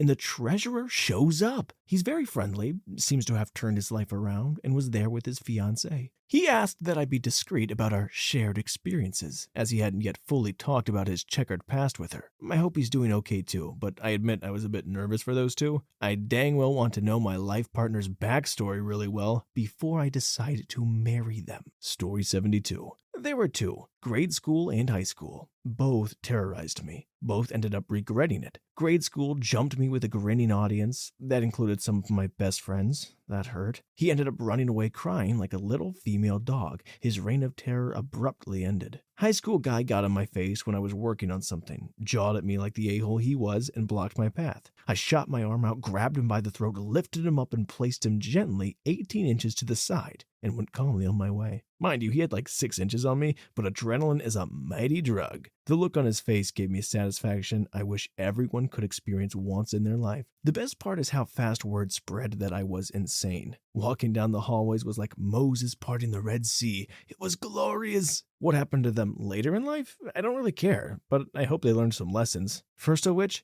don't F with me. Story 73. He died at age 20 while working as a bartender. That was 25 years ago. I only found out 1 month ago when I told my kids about him. We were having a silly conversation about bullies, and then my daughter decided to Google his name and found a webpage his parents put up as a memorial to him. I looked up his dad and found his email address. He's quite a well-known academic in his field, and sent him an email saying I knew his son and I'm sorry to hear about their loss. I got a long reply. He was very touched and thanked me profusely. I never told him his son bullied me, just that we knew each other at school. It really gave me a perspective on how he probably wasn't even that bad of a bully to me, and I felt really sorry for him. Story 75. The one who turned from friend to bully won't stop apologizing every time I see him, which is every few years. He can't get past it, and I'd like him to. Another is a fat-balled drunk crap running his dad's failing flooring company. I had my mom kick the company out of her house. I'll never forgive him for torturing little me on the bus for my ears. Horrible. Changed my life to this day. Another is in jail for some hard drugs. I had a ton of bullies. Once they realized conflict paralyzed me. My parents argued constantly. Dad was angry all the time, so loud voices and conflict froze me. I went from maybe the most popular kid to the friendless one in about a year. Didn't understand why it was happening and zero clue or direction as to how to handle it. I was on high alert, hyper defensive, and untrusting for effing decades. I'm starting to figure out how to recover from that recently. It took me about 20 years. Should have looked into therapy sooner. If you're like me and short-circuited by bullies, make it a priority. Maybe the priority to fix it. It can be done. I knew I was a happy guy, a handsome, capable guy that's good at stuff, but I had zero faith in myself and others to take advantage of what I have and what was hidden from me by my own fear. Story 76. I became friends with a girl in my class in elementary school. She called to invite me over one day. My mom asked to speak to her mom, and I guess my mom deduced that her parents were drunks. She told the girl I wasn't able to go. I think I spilled the beans to her on the reason since I was like 7 and I didn't know it would be embarrassing for her for me to not make up a white lie. After that, she started being mean to me. Since it was pretty clear this reaction wasn't related to anything wrong with me, it didn't bother me that much. She would mostly just try to block me, which was weird. Thinking back, I don't remember anything outright malicious, and perhaps she just wanted to interact with me, even though it seemed we couldn't be friends. I sound chill about it now, but I really did dislike her for this. I think I found her LinkedIn profile. She looks to be doing well with a career in sales. She physically looks a lot better too, because she'd been chubby, though popular, all through school. Well, good for her. As an adult, it would be ridiculous to hold any sort of grudge against an elementary school kid for annoying me or being mean. I seriously doubt she would be rude to me today if I saw her and greeted her, which I would totally do to release her of any negative feelings she may have from that as well. And it's not like I've never been mean to another kid before myself, simply because I didn't really learn how to incorporate people I don't like, and not dislike people for stupid reasons in the first place, until I was an adult and began to work and learn to appreciate people for what they are. As an adult, I also understand that other girls had a harder life than I did, and hadn't been fortunate to land in the idyllic type of family I did. I can understand her situation and actions better now. So yeah, I don't think it's fair to make too many assumptions about an adult based on a child version we remember. A long history of physical harm could be a different matter though, I guess, so I would see why not everyone should or would want to forgive a bully. Story 77. She got fat after she popped out a bunch of kids too early and didn't go to college. She married some biker dude who, sadly, is not well these days. She has a lot of grandchildren. She literally tortured us in high school. After college, I weirdly saw her in a grocery store when in town visiting my parents. She asked me what I was doing these days. I told her I was working at NASA as an engineer. Not true, although I am an engineer. She looked at me wistfully and said, "You were always the smart one." The other bully, gossip liar who would stir up trouble, died of a prescription drug overdose. One of them showed up to our 10-year high school reunion and spilled a glass of champagne on my friend's designer, her husband designed it, dress. My friend had lost a lot of weight and looked fantastic. "You stink, Gladys." Story 78. Grew up with identity issues. Born Latino but white. My father grew up in racism, so he forced us to be the average white family. Went to a mostly white school, and I didn't like how they treated people. If anybody was different in any way, they would push them around and try to make them fight back. They trolled kids and made fun of people with disabilities. It's still the same today in that school district. I played football and kept to myself. In 7th grade, I met my bully. We played the same position. We were the same size, but he was the leader of all the white kids that didn't like me. His name was JT. I then found my own group of friends that weren't white, and they accepted me. They were mostly Latino and black, and we partied, drank, danced, hung out with the girls, etc. The football team that I played on for my whole life did not like that. From 8th grade to 11th grade, I was beat up countless times by the team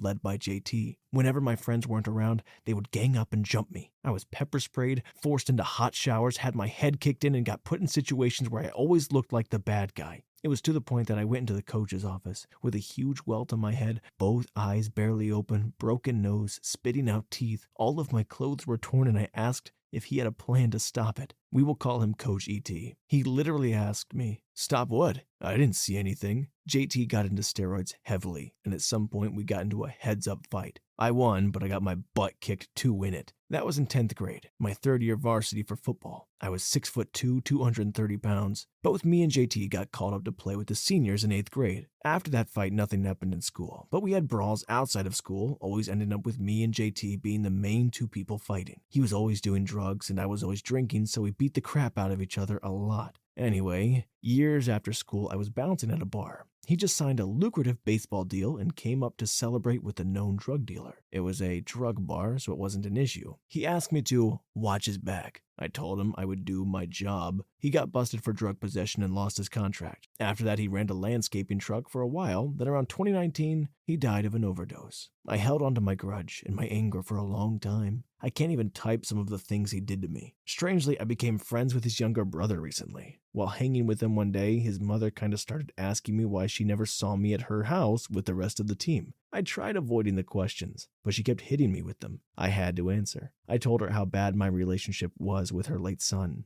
We both cried a bit, and she told me JT was a good person, with a violent heart. And maybe him and me were just too similar, and that's why we clashed. I apologized that I even had to explain it to her. It felt awful. I did a lot of apologizing. I didn't really know what to say. After conversing with her, I found some of my old bullies on social media and tried reconciling. The guy who pepper sprayed me responded nicely, and we are trying to link up to hang out soon. A lot of the other people grew up and got more racist. They make stupid comments when I see them in public. They stare and make faces. I never really lost the stigma around me, I guess. Story 79. The somewhat well-off guy she baby-trapped finally left her 3 years after finding out the baby isn't his. It's actually his cousin's, and the cousin has primary custody of the kid right now. And she doesn't have an actual job, just an MLM that only gets her maybe $200 a month if she does really well. She was in my inbox trying to beg me to buy her unique crap when I reminded her, I hate their junk. She's stuck with her parents who won't let her bring random men over, and suddenly she's ready to do anything to make it up to me if I'll help her out. After mocking me mercilessly for being a fatty and being gay, after she overheard me telling a friend I had a crush on her. This was after years of her attacking my appearance, calling me the R slur, telling me I'm probably autistic,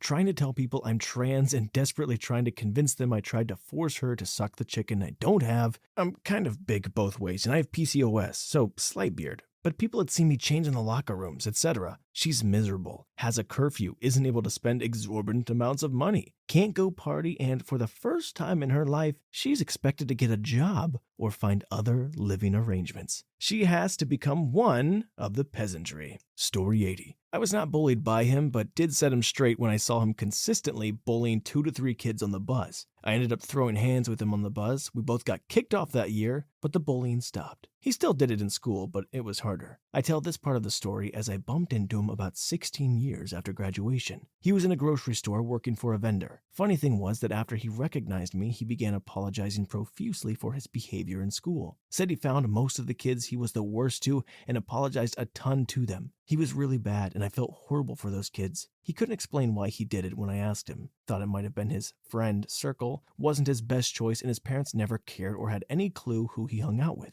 Back when you just had to be home with streetlights went on, I told him I didn't need the apology and was glad to see that he saw the errors of his youth. We said goodbye, and I've never seen him again. I graduated in '86. I still remember the boiling point where I lost it on him on that bus. It was the right thing to do, even if my mom was very upset that she had to drive me to high school for several months. Story 81. She was really mean to the girls. Our class didn't have a guy bully. She one time insulted me in a comment section on our senior assassin's Instagram. I was not popular, but I was known as a well-liked and nice guy at school, occasionally going to parties and was friendly to everybody. So even her friends were unhappy when she insulted me. She asked who I even was. I said, it must be nice to be so relevant. And that comment blew up. Post had like 80 likes on my comment, had like 120 likes. Graduating class was 220. I got DMs and approached from so many girls she bullied thanking me, including girls I don't even think I'd spoken to. I had so many people come up to me that day, it was wild. Even some of her friends quietly said to me that it was nice seeing her get knocked off her high horse when going after someone unprovoked, because none of the girls she bullied ever said anything. Well, that comeback ruined her final month of high school. Anytime she tried to bully, all anybody said was something about irrelevance. Nobody took her serious anymore. Even our valedictorian and salutatorian speeches added the word relevant with a lot of emphasis and a pause. My friend was sitting next to her and said to herself, "You've got to be effing kidding me." The two who gave speeches came up to me asking if I liked their speech. I stuck with her after graduation for a bit too. I remember at a graduation party, someone posted a story captioned, "Who invited this irrelevant MFer to my party?" She snapped at me that party and one other one. Both times, instead of matching her aggression, I just smiled and laughed, making her scream even louder. Her friends pulled her away both times. And one of the times I was talking to her friend when she snapped, I remember turning back to continue my convo and her friend was frozen. She apologized so much for her friend saying she was losing her mind over the whole thing. Last time I saw her, I gave her a big wave and she gave me an angry look and walked away. I ended up beefing with another one of her friends the next summer, and that surprisingly had similar results. But that's a story for another day. I still have all the screenshots saved from both. Good times. Story 82. The last time I met him was when I was an assistant teacher in private high school. I pretended to not know him when I entered the class to teach chemistry. Apparently, he retained and became classmates with kids way younger than him. I was adamant on keeping a good distance away from him despite his efforts to befriend me. So it went smoothly, just as I expected, even after I finished my immersion. I left social media, so I haven't heard anything about everyone except a few close relationships. I heard from a neighbor, who knew me and my bully because the three of us were classmates before, that my bully left high school because he got his girlfriend pregnant and they're living together. Honestly, I don't care. It was all in the past. Even though he effed me up and changed my mindset for the worst, I still pulled through. I would appreciate it even more if people in my past just try not to welcome themselves into my life again. I won't let them.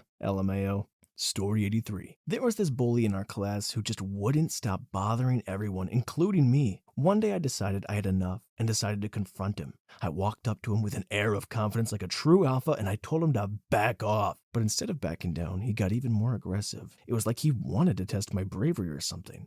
That's when I channeled my inner Sigma and remained calm. No fear whatsoever. I could feel the adrenaline pumping through my veins as I stood my ground. Then out of nowhere, he tried to throw a punch at me, but I was quick. I dodged it like a seasoned fighter, and before he knew it, I launched a counterattack. My fist connected with his jaw, and let me tell you, it was like something out of a movie. He stumbled back, and shocked by my boldness and strength. The whole classroom fell silent, and everyone was in awe of what just went down. I could see respect in their eyes, as if they were witnessing a real-life hero in action. From that day on, nobody dared to mess with me or my classmates. I had become the embodiment of courage, strength, and confidence. And let me tell you, I didn't seek violence, but I couldn't let him push us around anymore. It was a crazy moment, but I'm glad I stood up for myself and my classmates. It's like I unlocked this inner power within me, and ever since, I've been the guy everyone looks up to. The one who showed that standing up against bullies takes courage and guts, and I'm proud to say I've become the true alpha of our class. Story 84. He was the star football player and Dad was a cop, so untouchable. He bullied me and I asked a priest if it was okay if I prayed for his death. My rationale was that he would never fulfill his dreams of playing professional football someday because he was too small. Thus, his life peaked in high school. The priest said it was not okay to do this. After seeing the movie Varsity Blues, I asked if it was okay to pray that he had a career-ending injury, because it would ruin his dreams, but do good for him as a person in the long run. My priest said this was also not okay, and I should just pray for God's will. I prayed for God's will. Fast forward many years later, I found out he did have a career-ending injury and later ended up coaching minor league football. I figure it's a win. He's successful and probably a better person now, but will never fulfill his dream of playing in the NFL. Haha! Story 85. I was just thinking about them.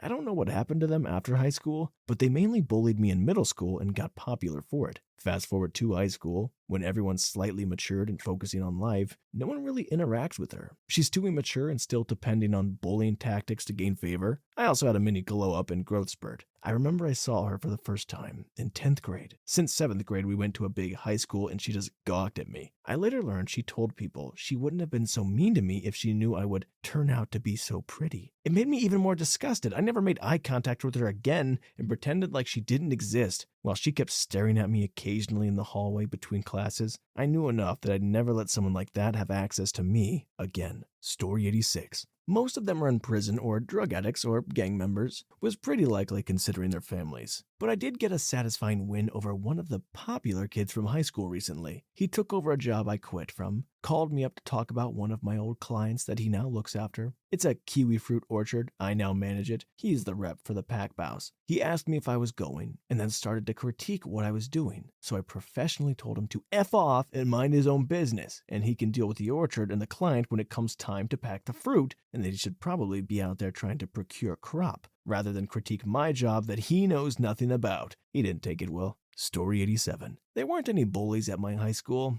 If there were, then I didn't see it. Closest thing to a bully was some kid that left my school when I was 13, and he was just kind of a jerk to everyone. Nobody likes him. He put yogurt in my backpack once, so I just confronted him about it immediately and told him he better not effing do it again, and he just got really quiet because nobody found it funny or amusing, and I have no idea what the guy is doing now. I guess there was this kid with anger issues in high school that I was friends with, but sometimes he'd try to F with me, so I would just ignore him. He barely had any friends. I had a lot, so it was an easy way to shut him up. Last I heard, he moved across the country, calmed down his anger issues by smoking it up and doing yoga. He's now opened up a business with his brother, so good for him, I guess. Story 88. There were several. At least one of them dead from drugs, and I couldn't care less about that. Those were the flunkies, the hanger on bullies that were too scared to do it on their own. The main two of them made it to at least the first high school reunion and tried to play it off like they didn't mean it, and tried to shake my hand and move on, but I ignored them both as I had no interest in them currently and would be perfectly happy to know they get to live the rest of their life missing the atonement they felt they deserved, if they even felt that way. They were two people I did not wish to acknowledge once I had the choice, and continued to do so when they appear at mutual friends' parties or funerals or any other event. Bullies, man, they are wreaking havoc on the nation. And it sucks. And again, man, you gotta somehow find a way to move on. That doesn't necessarily mean forgiving them, but not letting them waste any of your energy. You know what I'm saying? But anyways, guys, that concludes our stories of these horrific bullies. If you feel brave enough or you want to be vulnerable enough with us that you want to share your stories of your bullies and where they're at right now, feel free to comment those down below and we will read and particularly take in what kind of stories you want to share. And I will see you guys in the next one. Thank you so much for enjoying these stories with me.